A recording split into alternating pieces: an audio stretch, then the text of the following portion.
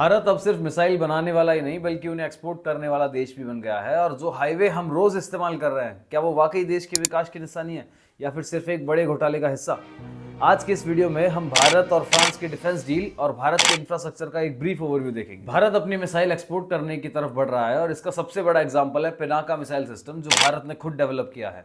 अब सवाल ये उठता है कि पिनाका मिसाइल सिस्टम में ऐसा क्या खास है जो इंडिया इसे फ्रांस को एक्सपोर्ट कर रहा है। तो ये एक मल्टी बैरल रॉकेट लॉन्चर है जो 42 सेकंड में 12 रॉकेट लॉन्च कर सकता है और इसकी रेंज 40 से 75 किलोमीटर तक की है और फ्यूचर में इसे 300 किलोमीटर तक बढ़ाने की प्लानिंग की गई है। आर्मेनिया इसे पहले ही खरीद चुका है और अब फ्रांस भी इसमें दिलचस्पी दिखा रहा है। बट फ्रांस, जो खुद एक डिफेंस सुपर पावर है, उसे भारत की मिसाइल्स में इतनी दिलचस्पी क्यों है?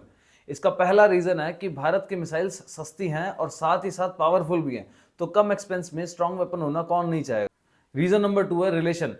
फ्रांस भारत के साथ अपने डिफेंस रिलेशन को और ज्यादा मजबूत करना चाहता है, इसलिए उसने ये डील करी है। और तीसरा इसका रीजन है यूरोप और रशिया के बीच बढ़ता हुआ स्ट्रेस, जिससे फ्रांस अपने डिफेंस ऑपरेशंस को और ज्यादा बढ़ाना चाहता है और इन्हें आगे से आगे अपडेट करना चाहता है। अब सोचिए, फ्रांस अगर भारत से ये मिसाइल खरीद लेगा तो इससे भारत को क्या फायदा होगा? सिंपल सा जवाब है कि भारत एक बड़ा डिफेंस एक्सपोर्टर बन सकता है और इंडियन डिफेंस इंडस्ट्री को ग्लोबल पहचान मिलेगी।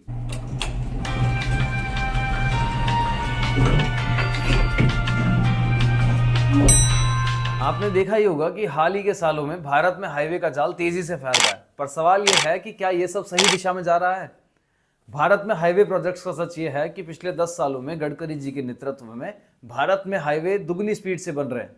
सड़कों की लंबाई तो बढ़ रही है, लेकिन उनकी क्वालिटी कितनी अच्छी है ये किसी को नहीं पता। कई जगहों पर टोल टैक्स बढ़ रहे हैं, लेकिन रोड की हालत खराब ही रहती है।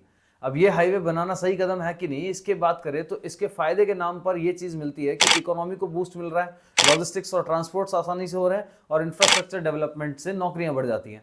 और नुकसान के नाम पर यह है कि आए दिन भ्रष्टाचार की खबरें आती रहती है, जबरदस्ती लैंड एक्विजिशन के केसेस बढ़ रहे हैं और कुछ प्रोजेक्ट्स में कम क्वालिटी की रोड्स बनाई जा रही हैं। तो भले ही हाईवे प्रोजेक्ट्स कितनी भी डेवलपमेंट कर ले, पर फिर भी ये बिलीवेबल तभी लगेंगे जब ये ज्यादा से ज्यादा ट्रांसपेरेंट और लोगों के लिए बेनिफिशियल होंगे। अगर आपको इस वीडियो से कुछ नया जानने को मिला हो तो लाइक और शेयर जरूर करें। मिलते हैं अगली वीडियो में।